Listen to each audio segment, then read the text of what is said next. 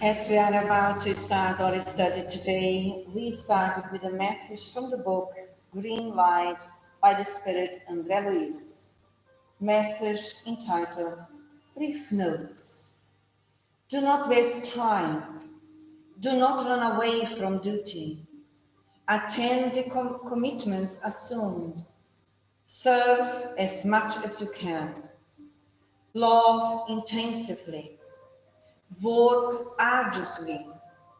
Pray with faith. Speak with kindness. Do not criticize. Observe constructively. Always study. Do not complain. Spread joyfulness. Sow peace. Help without demands. Comprehend benefiting. Forgive any offenses.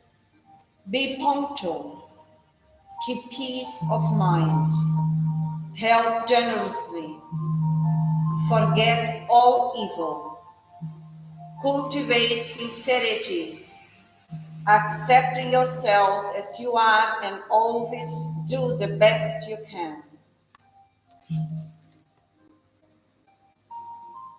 As we are here in this ambient, prepared by those who anticipated us, the enlightened spirits,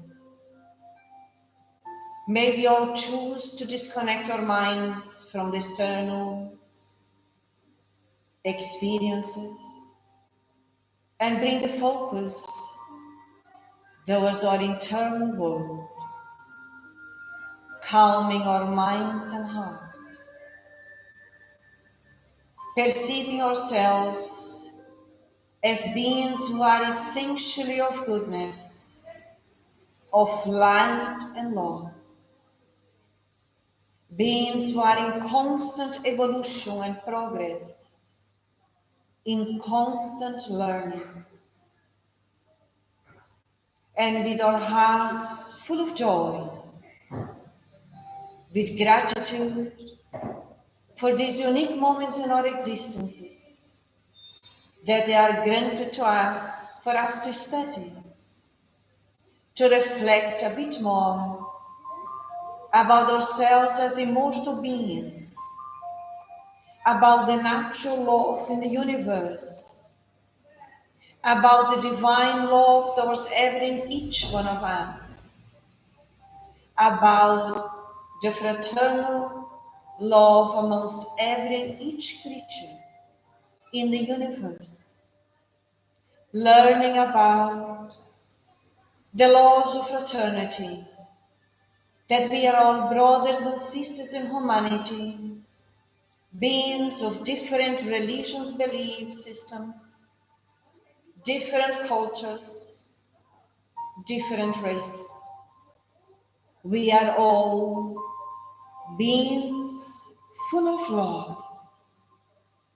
May we all learn about respecting ourselves, respecting others as they are, and understanding the love that goes beyond our corporeal family, but expanding our minds and hearts to embrace the universal family, which we are all part of. May the light from the enlightened beings shine upon every and each one of us here, ourselves and all of those in the spirit who are with us, also granted the possibility to study, to reflect, and to expand our consciousness in relation to the universal laws that govern us all.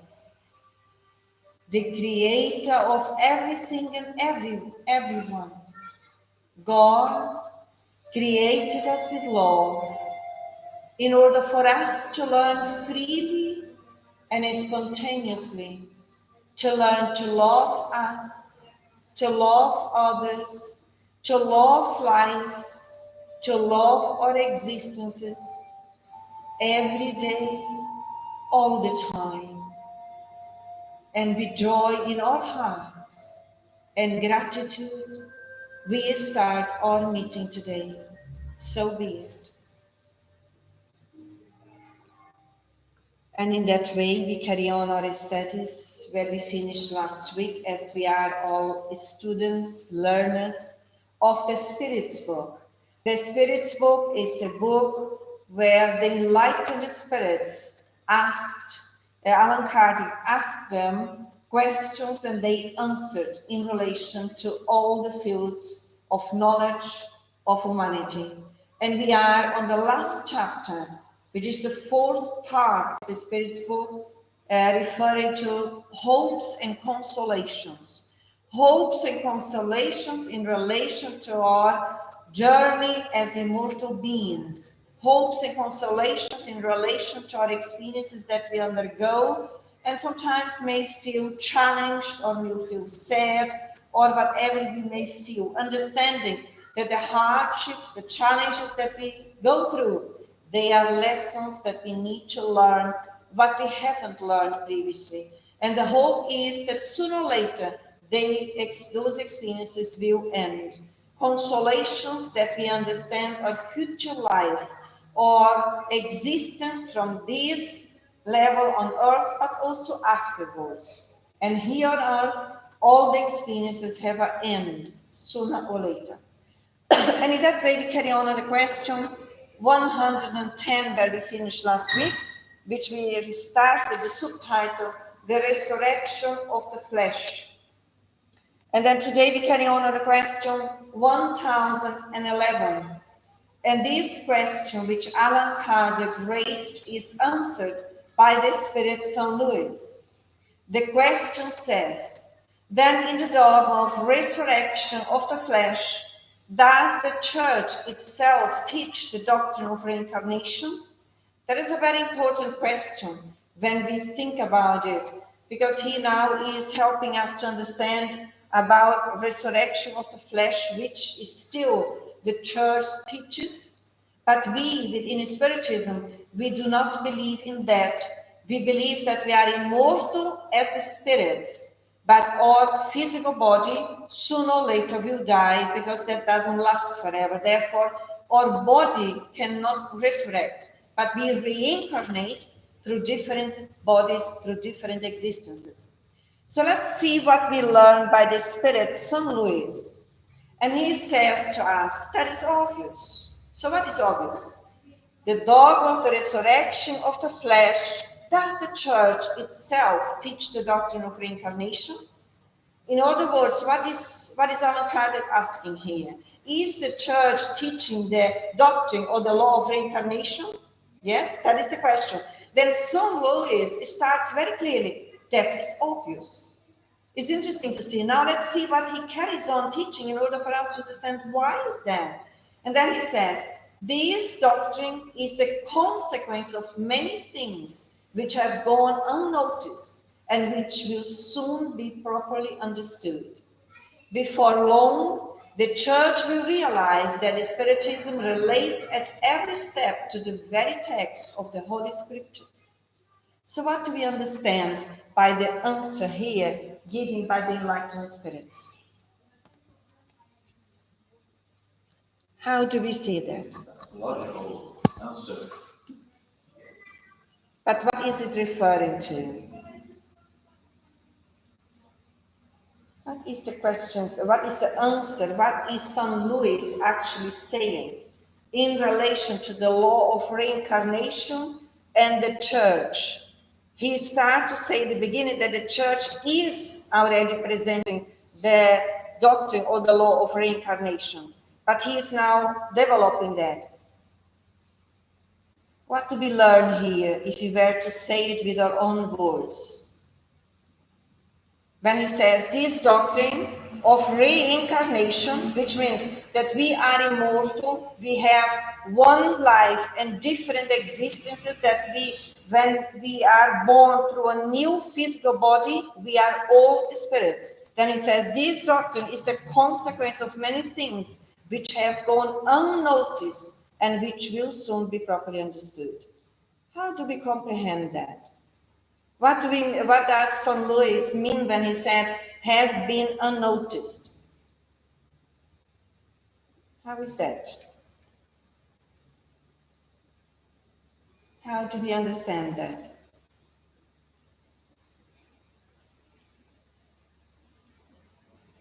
An idea that comes to our minds. So here St. Louis is helping us to all understand when we learn and study that whatever is presented in the different, here he is referring to the church.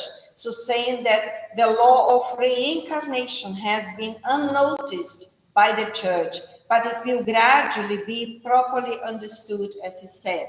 Why is that? Because we are all under the law of evolution. Evolution within the thinking in every field, including religion. So we are constantly moved by the law from God to learn new things, new ways, and that is part of the law of progress of people, of knowledge, of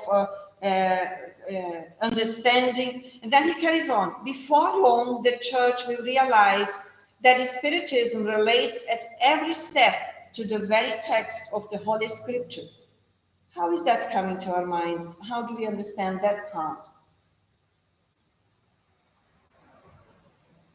An idea?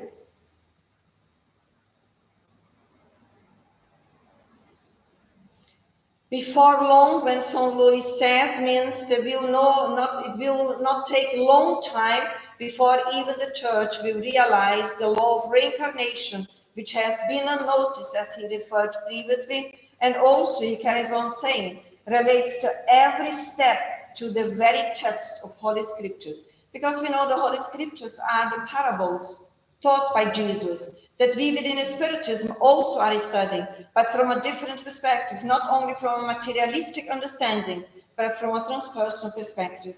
So really, St. Louis, which also worked in the church, is now coming back through Spiritism, helping also to enlighten our thinking in this renewing process that we undergo. So the law of reincarnation being a natural law that will be part of the understanding of any sort, any field of spiritism, or within any field of pathway of spirituality.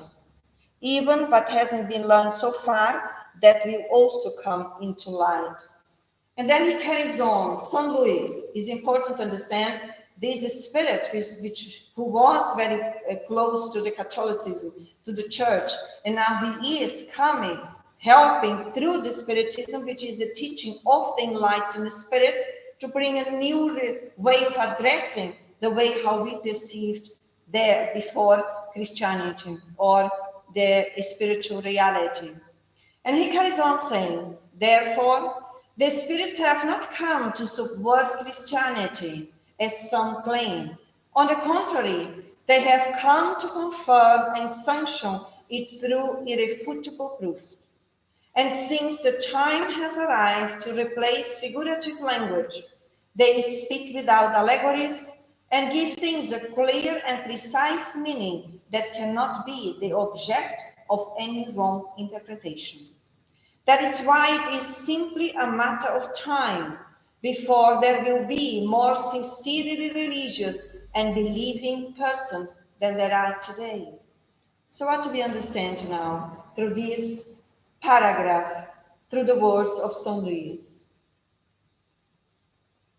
How would we say, according to our own words, if we start from the beginning, what came to our minds?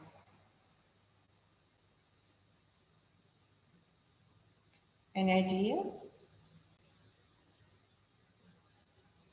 How would we say what we understand here through the words of St. Louis?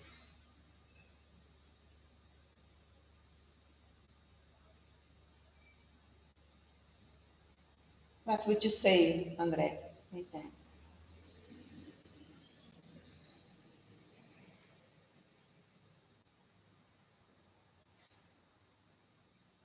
I understand that I'm not explaining exactly what it is. The Spirits have not come to subvert Christianity at some time. They have some to confirm and sanction it's true with faithful proofs. So the spirits, what St. Louis is saying, didn't come to deny Christianity or to negate Christianity. Well, on the contrary, as St. Louis says, the spirits mean what the teachings of Spiritism, which is the result of the teachings of the Enlightened Spirits, they are not coming to negate Christianity, but to confirm it through irrefutable proofs that Christianity exists in a, they only are presenting a new language from a new perspective, which humanity is now already mature enough to comprehend. For example, the aspect of reincarnation that previously was negated. So it's not negating Christianity, it's just complementing and expanding its reality through a more transpersonal perspective, as we are all immortal, as no one dies. Then the law of reincarnation is a natural process, part of the natural life, natural laws. And the proof is that those that we thought would be dead, they are not dead. They didn't die, they are alive, and they talk with us. Some people may be perceiving these experiences through ostensive mediumship because they are more sensitive, they can hear the spirits, others can see the spirits, because we are immortal beings, spirits in essence, and we have temporarily a body which we express ourselves through. When the body ends, which is part of the natural laws, we carry on alive. And those who, within Catholicism, we may think they are dead, they are alive. Within Spiritism, we believe that everyone carries on alive. And that for itself is of great consolation for all of us. When dear ones die, we know that they are not dead. They are only ended one phase in their existence, which is now freeing from the physical body, but carry on alive.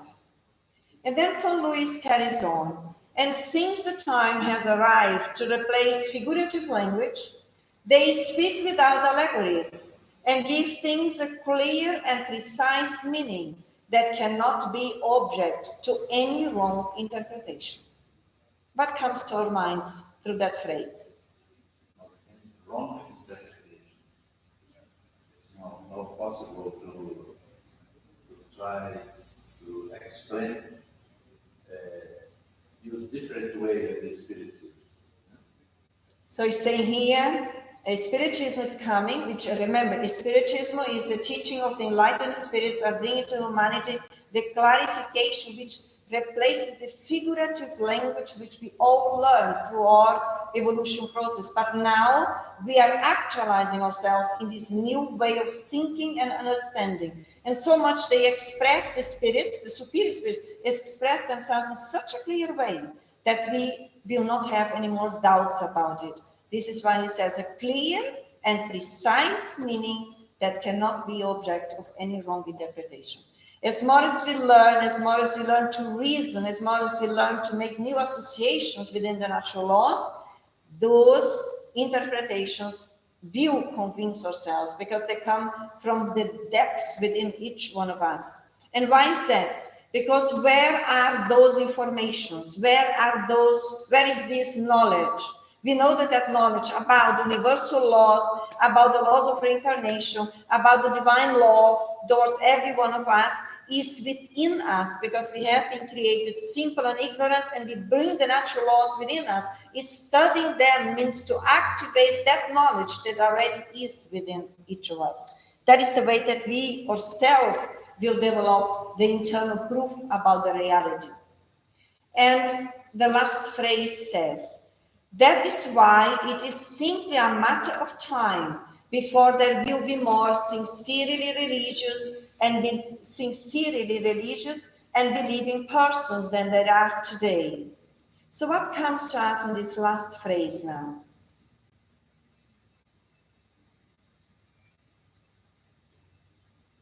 How would we reframe it with our own words, as we also need to learn to express ourselves, how we understand, to cooperate, otherwise we are not learning. So what is the last phrase of St. Louis referring to? How would we say it according to our own words?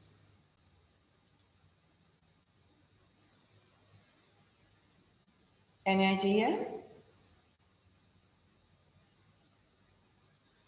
So he is referring to it will not take long before there are more people who are believing in this new way of Christianity, in this new way, or there is no the resurrection of flesh, but there is the reincarnation of the spirit through a new body. That is actually what is he helping us to comprehend. And now that we finish reflecting about St. Louis' words, now we carry on learning with Allan Kardec, which also make his note, and he says, science has demonstrated the impossibility of resurrection according to the common idea. If the remains of a human body actually remained homogeneous, even though dispersed and reduced to dust, we might conceive of their being reunited at the same determined time. Such is not the case, however. So what we learn now by the words of Allan Kardec. Allan Kardec is a great philosopher, educator, scientist, and the codifier of Spiritism. So what do we understand by his words now in relation to the resurrection of the flesh and the reincarnation of the spirit? What is he saying here? First, science has demonstrated the impossibility of the resurrection according to the common idea. But it's about the body, no the immortal spirit. He's saying yes. And here even Allan Kardec, who also was a scientist, and he is helping us while in the flesh also understand what science, human science, is important to clarify. Human science, what human science says and what the divine science says. Human science is what humans already developed in terms of understanding, and this has demonstrated the impossibility of the resurrection. So again, if we believe in resurrection, our belief system is against what the human science already demonstrated is impossible. And then we carry on, and then he carries on explaining that that is not the case. The divine science, which are the laws of God, he also teaches us that once the physical body dies, there is no way to come back to that. We will reincarnate through a new body, although we are the same spirits. Carry on learning and progressing. He is really clarifying here the confusion that sometimes through our learning process, we may think that we may resurrect new bodies in the same body, and that is not possible because the physical body will decompose once the main organs stop to work, they will deteriorate. It's a natural process. So therefore, we cannot consider to come back to the same physical body. And then Allan Kardec continues. The body is composed of diverse elements: oxygen, hydrogen, nitrogen, carbon, etc. Through decomposition, these elements are dispersed and will serve to form new bodies in such a way that the same molecule of carbon, for example, will have entered into the composition of many thousands of different bodies. We are only speaking of human bodies, leaving out those of animals. We are only speaking of human bodies, yeah, of course. So what is the main point of Allan Kardec's thought in this paragraph? The transformation of human body in the different bodies. Yes, as he said here, through decomposition, those elements are dispersed and will serve to form new bodies. How do we understand that? It is interesting when we start to reflect about that, because departing from our ignorance, when we say the body dies, everything is died. But actually, all the elements in our physical body, they are alive. When the major organs stop to work, those elements will form different bodies. They will cooperate in different systems. And when we reflect about the law of reincarnation, or even when we look about what we eat, what comes from the mineral kingdom, like the vegetables with the roots, and we know that the body deteriorates and everything involves the earth and everything, we can be considered, they may have aspects in that system that comes through what we eat. And there is nothing wrong because everything is reintegrated in the universe. Nothing is lost. Everything is changeable.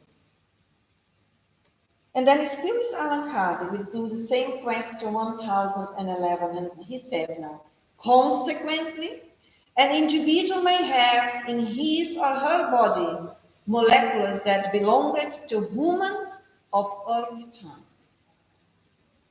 Who believes in that? The same organic molecules that you observe from your food, for instance, may have come from the body of an individual whom you have known, and so on. What comes to our minds when we read that?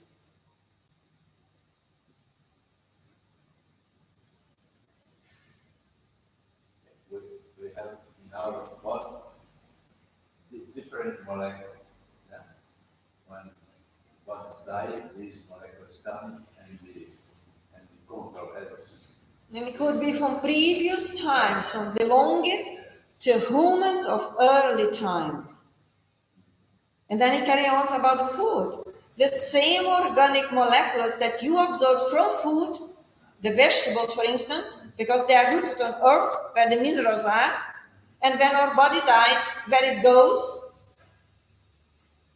it deteriorates and that dissolves into the earth and moves around, may have come from the body of an individual whom you have known. Is that not fascinating to see how the universe works and how everything is interconnected? And it's almost like everything is supporting everything in the universe. Is that clear? It's quite important here. This is why it's so important when we eat that we have respect, that we also consider the different elements that maybe be part here. And I find it very interesting when Allan Kardec said, absorbed from the food, for instance, may have come from the body of the individual whom you have known, and so on. Is that making sense? Because we believe that the body will deteriorate as the elements that we saw previously, and they will insert themselves in the earth, and then through the water, through the rain, it will move around. And we could be part in the food where the minerals are absorbed, especially by the vegetables who have roots. Is that clear? Then we still carry on learning with Allan Kardec regarding the question 1011. Since matter has a definite quantity and since its transformations are indefinite in number, how could each one of those bodies be constituted with the same elements? This implies a material impossibility. The resurrection of the flesh cannot, therefore, be rationally accepted except as a figurative of speech, symbolizing the phenomenon of reincarnation. And as such, there is nothing shocking to reason, nothing that may be contrary to the data of science. So what is Allan Kardec teaching us here? As we are reading, as we are hearing it, as we are developing our ability to think and also to cooperate, what is coming to us? What he is referring to?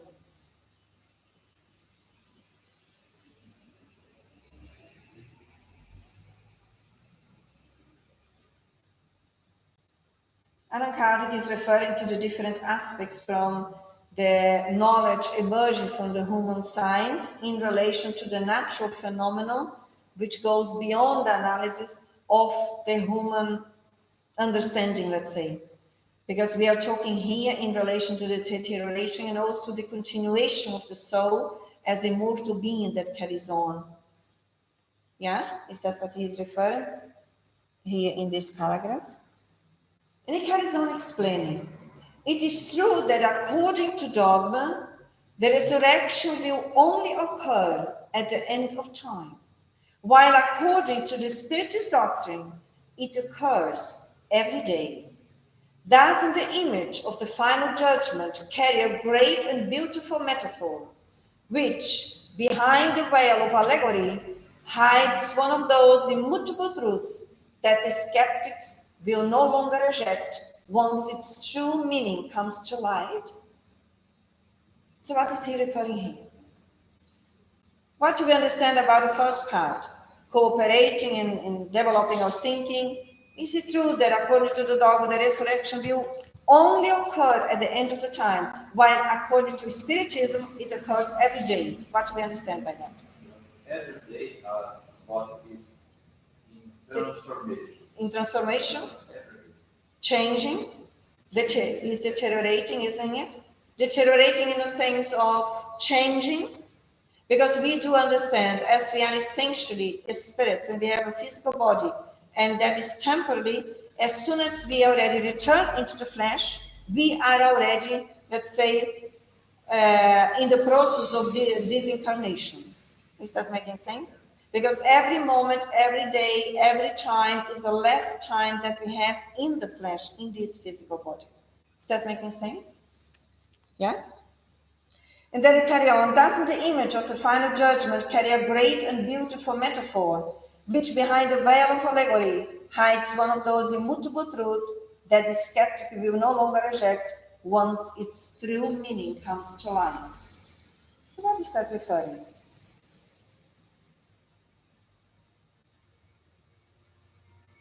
How do we understand that?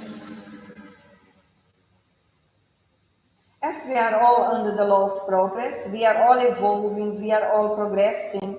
Sooner or later, all of us will update our understanding or comprehension about the natural laws.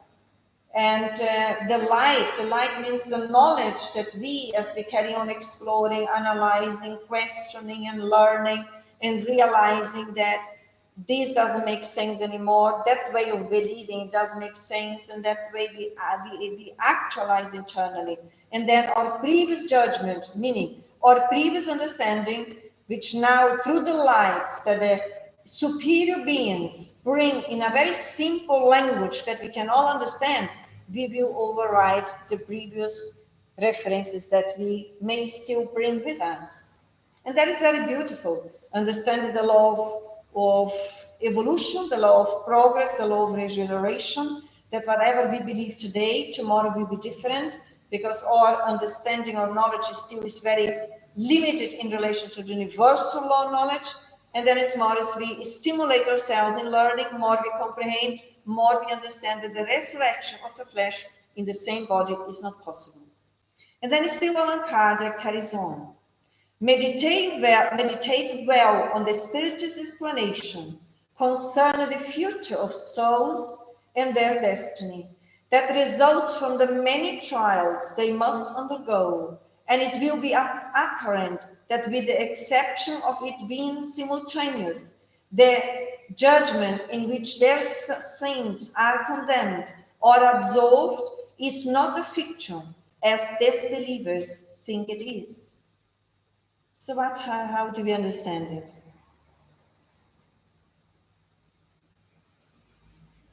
Why is Allan Kardec saying to all of us, meditate well on the Spiritist explanation concerning the future of the souls and their destinies that results from the trials they must undergo? What comes to our minds? I think for me it comes where we depart understanding that Spiritism is a science that relates to the nature, the origin and destiny of the spirits and their corporeal interaction. And here when he says, explanation concerning the future of the souls, we as the spirits who are reincarnated are the souls who are here. We will live and free ourselves from the flesh, carry a life. Our destiny is to carry on evolving within the divine laws, progressing, evolving, stimulating our internal wisdom, The results from many trials they must undergo in order for us to develop, to stimulate our inner wisdom. There is the need for us to go through different reincarnations. Not resurrection, same flesh, but reincarnation through a new body and carry on adding, exploring, learning, and evolving. That for us in Spiritism is a natural law, which is part of God's laws. There wouldn't be a way for us to evolve if there would be only one existence, and then when the physical body dies and that's over. No one of us can evolve towards the superior laws or those the divine signs in one existence. We need different and many different existences so that we can carry on adding our knowledge and learning more. Is that making sense? And then we carry on still with Allan Kardec. Let's us further consider. So is he starting by saying all the other aspects that Saint Louis presented that I referred, now he says, let us further consider that this theory is the natural consequence of the plurality of worlds, nowadays perfectly accepted, whereas according to the doctrine of the final judgment, the earth is the only inhabited world. How do we understand this paragraph said by Allan Kardec? What is he trying to teach us as we are all learning about the natural laws? Is the only inhabited world. He started to say at the beginning, let us further consider that this theory is the natural consequence of the plurality of existence. When we said here previously, meditate about the destiny of the spirits through the different existences. When he said the consequence of the plurality of worlds, that means exactly the consequence of the destiny of the spirits through the plurality of the worlds, teaching us Earth is not the only world in the universe. The plurality of worlds means there are different planets, different functions in our Father's house, as we try to say, which are the different worlds, the different planets, which we as immortal beings will go through gradually through century and century of reincarnation processes in different worlds according to the laws in each world in order to learn. And then it says, whereas according to the doctrine of the final judgment, the earth is the only inhabited world. So those who would judge that the final judgment, you die and that's it, is because they are considering that earth would be the only world in the universe, which is not correct. Yeah, is that making sense? This is why Allan Kardec said the plurality of worlds, which even human science already is starting now to explore and to find out, which again, for us, is part of the natural way of evolution. They are starting now to refer about the black hole. Science already started to go to investigate it. For us, that is all part of the natural existence in the universe, seen from the eyes of the divine science. Yeah? And now we move on to the question 1012. We are now under the new sub-item. We are still within the chapter Hopes and Consolations, and the sub-item Heaven, Hell, and Purgatory. And then the first question says, there are circumscribed places in the universe that are intended for the punishment and pleasures of spirits according to their merits. How do we understand the question? And if we were to reframe it, how would we say it according to our own understanding? Bear in mind that our thinking is based on the immortality of the soul. Life after life, as we say it. So what is the question referring to?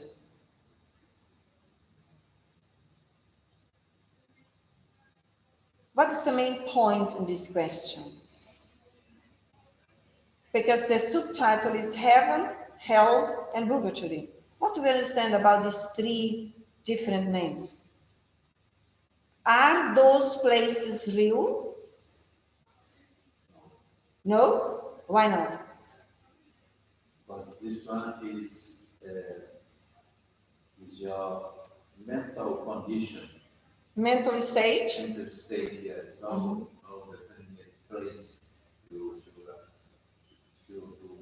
everything good. You not go to one special place. Mental state. And then the questions refers punishments and pleasures of his spirits according to their merits. What comes to our minds? How do we understand it? According to their merits. What does it mean? Would it be different conscious level or different levels of evolution? Because merits refers to the efforts that every being does in terms of learning about the natural laws. So different levels of evolution that every being achieved in using their free will and training them, the consciousness, in relation to the natural laws. But for us, let's see what the Spirit's saying instead of me going through and answering here. We go through gradually the answer here. Now is the answer by the Enlightened Spirits. They say, we have already responded to this question. Punishments and joys are inherent to the degree of a spirit's perfection. Let's explore just this part. So what are we learning here once more that the spirits are telling us? Which differs from the church. Because in the church, we have heaven, hell, and purgatory, don't we? So here the spirits are helping us to understand the difference. First, there are no places where people go and stay there forever, as well said. It is a level of consciousness. So what here when I say joy is inherent to the degree of the spirit's perfection? What do we understand about the spirit's perfection?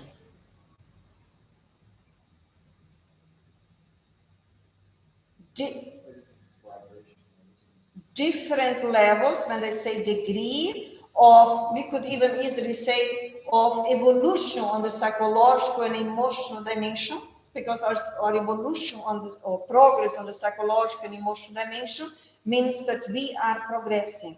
So the merits or the experiences that we carry in relation to the world, heaven, hell, and purgatory, means how far we went in order to understand the natural laws in the universe, isn't it? Because we are all in different degrees, we are all evolving, but we went through different schools of learning, and some of us may think when the body dies, and I may go through what I learned in the hell, or in the heaven, or in the purgatory. But here in Spiritism now we learn that those places physically, they do not exist. They are states of minds according to what we were capable of understand so far. And if we still are, ourselves or those in the spirit who are with us, within the reference, oh my God, I'm in hell, we are all here now enlightened to learn. There is no hell, there is no heaven, there is no purgatory. We are internally, the way that we think, the way that we feel, we create those temporary internal circumstances, but they are changeable. Is that making sense? Let's imagine that a spirit is here who feels that he is or she is in hell. What could we say to them? Hello? Oh my God, I'm distressed, I'm here in this horrible place. What could you say? According to what we are learning here. Would you be right in saying there is no such a place as you are feeling or you are believing that it is? That is just the way that you have been taught. But look around you now. That doesn't exist. Observe where you are. You are in a different reality. Belief systems change. Look, you are alive. This place doesn't exist. Then we go through and explain to the spirit. And then they start to open up, to break free from those, let's say, belief systems that they acquired previously. They start, by the guidance that we give, they start to perceive actually things are different than they think they are. Does it also depend on how receptive the spirit is? As well. How receptive means how open they are, how willing they are to understand. Quite often when spirits are more suffering, but suffering, let's say, more humble in that way, they are much more receptive to understand than those who are very prideful. They take longer, because usually when we are very prideful, we have our fixed ideas and we have difficulty in accepting new things. But even that state of mind is temporary, because we are all under the law of progress. Then we carry on here. Each spirit carries it within itself the source of its own happiness and unhappiness. And since spirits are everywhere, there is no circumscribed or enclosed place for one or the other. What comes to mind now in this second phrase of the paragraph? How to understand? Each spirit carries within itself the source of its own happiness and unhappiness. What comes to our minds with that? How is that? How do we, as spirits as we are, carry within ourselves our own happiness and unhappiness? How is that? Any idea? What are the level of progression, and what's needed, that's what you attract. So you cannot be and attract anything other than what you give out. So by law, you are bound to either harmonize and involve in that level. What are the causes of happiness and unhappiness? Huh? Lack of honesty.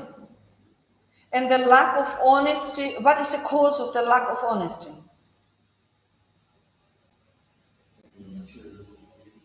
So we will come back to the causes of happiness and unhappiness for every being is based on our belief systems and what we feel. Because we conditioned ourselves through centuries and centuries to the law of reincarnation in what we learned, what we believed. So our belief systems are behind our happiness or unhappiness, and that we will be changing gradually. As more as we maybe have experienced the materialistic way of living, probably we have a lot of belief systems of happiness based on having things or traveling around or whatever. As more as we already, let's say, learned in more a spiritual level, which means that we are immortal and we lived accordingly, we conditioned ourselves, then we probably the reason, the cause of happiness is not in having things, but is in being honest, being sincere, being charitable. So we develop the aspects, the values, the potentials on the self level onwards. Yeah? Happiness and happiness usually are the values which we conquered, which are based on illusions in relation to the immortality of the soul, or in relation to the immortal values of life. Is that making sense? And then, to finalize, it says, enclosed in other place, as for instance, the spirits, the degree of their happiness or unhappiness depends on the evolution of the world they inhabit. Once we, let's say, inhabited on earth as we are, and we conquered what we need to learn here. If we go back to a more primitive world, would we feel unhappy? Did you understand my question? If I progressed on earth as much as earth allows me to progress here, and earth is just the beginning of the journey of the worlds. But if I conquer everything that is possible here, and then I may choose to go back and learn in a more primitive world, would I be there unhappy or not? Why is it possible? To disgrace. From grace to disgrace. There is a chance, but slight one, yes. But if you really progress, if you really gain the knowledge, that not, because that is what we learn by the superior spirits when they come back, even on earth or other worlds who are more primitive, they will not feel unhappy because they bring it within the causes of happiness. Because they activated, they stimulated the law, the universal laws within. But if I'm not there yet and haven't consolidated the values, then yes, from grace I could go to disgrace. still would be influenced by the external temptations, because my internal temptations haven't been eradicated. And then we carry on here now on the question 1012a. Would you like to read it for us, please? Accordingly, would heaven and hell not exist as humans are represented? What is this question referring to? Imagination. Imagination, yes. According with heaven and hell, again, places as we learned. And then the Enlightened Spirits say, they are no more than figurative of speech. Happy or unhappy spirits are everywhere. Nevertheless, as we have also told you, spirits of the same order gathered together due to their mutual sympathy. When perfect, they can meet wherever they desire. So what comes now with this answer? So heaven and hell is just a figurative speech. It doesn't exist in specific places, yes? Happy and unhappy spirits are everywhere. Why? Why are happy and unhappy spirits everywhere? Sorry? Nowhere else to go. Because we are all in progress in the stage where we are. But the important thing is in the second part when he says, nevertheless, as we have also told you, spirits of the same order gathered together due to their mutual sympathy. When perfect, they can meet wherever they desire. What is different now? When? Can I meet, in my stage of evolution, can I meet any spirit in the higher spheres? No. Why not?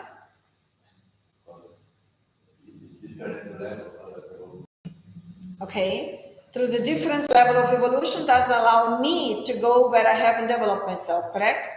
And then, but can I gather with those who we have sympathy? Can I go with those that have sympathy? The same level? What do we understand about sympathy? Mutual sympathy. What do we understand about it? Same kind of emotional level. The same likes and dislikes, the same emotional level, the same level of vibration, the same understanding, more or less, in terms of life and experiences. That is possible. And now he carries on saying, but when perfect, they can meet wherever they desire. What differs here? Why is that so? When perfect. So why is that? Slight control everywhere. Precisely. As more as we perfect ourselves, psychologically, emotionally, spiritually, more we are expanding the light within, and as more in light is almost like the sun shines everywhere. Precisely. So we need to, as we are already perfecting, which means progressing, and then freer we become in terms of being everywhere and with who we want to be. As more perfect, the spirits can go very down in worlds very primitive, and they will not feel affected by the primitive beings or the habits of the primitive beings. The independence. Here, when I read that phrase, actually, when it says, when perfect, they can meet wherever they desire. It means really, in psychological terms, as more as we perfect ourselves, more we become psychologically and emotionally independent from other people's psyche. And in that way, we are freer to move around in different phases or different places according to our degree of advancement. I think love is perfection. Precisely. So it can go to dark places. There is genuine love. Cannot. That is precisely what we learn in mediumistic work experiences. The superior beings, those who are very much more evolved, therefore much more light and more love, they can travel everywhere and they don't feel disturbed. Because the light is not affected by the shadow. But the shadow quite often is affected by the light. They cannot resist it. They run away, they have a difficulty to face. Yes? I think often when someone is much loving, they usually cause a lot of shadows to come on the people that are around them. For some reasons, it's like cleansing. They have to deal with this. They have to be balanced. Yes. It will actually bring the darkness out. It will depend. Some may still be so unconscious they don't even realize that the love is around. They don't perceive it. They are so closed in itself. That is one level, could be. But others who are more open, yes. Because the love is like attraction. For those who have a level of openness, let's say. And that happens because what governs everyone in the universe is the divine love, even if you don't believe in it. And those who are more perfect, they already conquered more love within. They can help more. As more as we evolve through self-love and understanding the natural laws which are within and choose to behave according to them, we are expanding the love within and also the light within. And more we self-protect ourselves. That is the greatest self-protection that we believe in. And then the same question, 1012a, now are the comments of Allan Kardec, who says, the idea of fixed places of reward and punishment exists only in people's imaginations. It proceeds from their tendency to materialize and circumscribe things whose infinite nature they cannot comprehend. How do we understand that phrase now?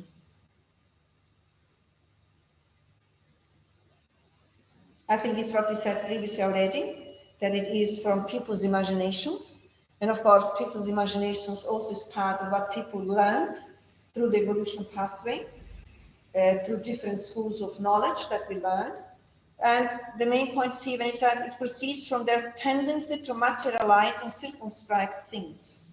It's a very restricted way of seeing experiences, which within the eyes of the immortality of the soul, the continuation of existence, the continuation of the spirit, that doesn't make sense. We have different dimensions where we temporarily are as learners as we are, but there are no places where we would be after the body deteriorates and dies forever. That doesn't exist, guys. That is quite consoling and quite hopeful, that whatever we did wrong, we don't need to be fixated, or even if we are, let's renew our minds. God is love, therefore he doesn't punish. He only offers new opportunities for us to learn, to expand ourselves within and comprehend the reality of the experiences. And then the question 1013 says, what is to be understood by purgatory? How could we say, according to our words, what we understand as we are learning and study about hell and heaven and purgatory under the chapter Hopes and Consolations? Confusion, okay. Why confusion? Why do you say confusion? Neither here nor there. It's neither here nor there. It's in the middle. Not quite sure where is that. The Enlightened Spirits say to us, physical and mental suffering. It is a period of expiation. It is almost always on the earth that you make your own purgatory. And that is where God enables you to expiate your wrongs. So how do we understand that now? When we say physical and mental suffering, what comes to our minds? Examples of physical and mental suffering. How would that be? It's when we undergo experiences that we may find quite challenging. Is that making sense? Which kind of experiences could that be? And again, if we fixate on those experiences when the physical body dies, we carry on as psychological and emotional beings, thinking the same way. So we are on earth as a school for the spirit to evolve. And God, who is the creator of everything and loves us and doesn't punish us, he enables us experiences that we can re-educate ourselves through the wrongs, through the mistakes that we did, as we all did wrong in the past, as learners as we are. We don't need to blame ourselves. We don't need to feel guilty. Only what God wants us is for us to, it's almost like wake up and understand that we all are essentially beings of love. And the wrongs that we do is part of us to learn what love means from the divine signs onwards. And the rest is transitory. Is there anything to add? Just say that it's like very mechanical when you suffer. The machine is sort of fixed its reality. But when it gets consciousness, it makes it conscious. You can see what is not mechanical, which is divine. The mechanical, you mean what has been conditioned? Yes. The automatic pilot who runs in the belief system that we believed. But yes, we need to actualize this, correct? And then create suffering. Every suffering, let's always look within, because there is something that we haven't learned and we can learn. When we learn, it's almost like it soothes, it frees up the inner pressure, because we comprehend ourselves and experience from a different perspective. And in that way, we carry on with the note of Allan Kardec. What is called purgatory is also figurative of speech that should not be understood as some definite place, but rather the state of imperfect spirits who are undergoing expiation until their complete purification raises them to the plane of the blissful spirits. Since this purification occurs over several incarnations, purgatory consists in the trials of corporeal life. So it's really here saying in relation to the continuation as learnings, as we are purifying ourselves, means as we are evolving, as we are renewing our understanding, sometimes can be very challenging through the old belief systems, through the old habits, through the old patterns that we have ingrained on our emotional memory. But doesn't matter how strong it may be, we all bring within the ability to gradually, smoothly, in a loving way, to address them and to free ourselves from the experiences that we may experience as painful experiences. Because in reality, as mentioned, and we refer again, we have been created by God with love, and we are guided by His love. Sometimes the suffering could also represent the internal resistances based on ignorance or rebelliousness, and we can renew that as learners in life, as we all are, always believing that we are changeable, that we bring innate in ourselves the process of actualize our thinking. And in the end of the day, the experiences refer only to learning new ways of relating with us in a more broader, with more wiser understanding, and in that way we feel freer, and also as learners we can learn through love instead of through pain.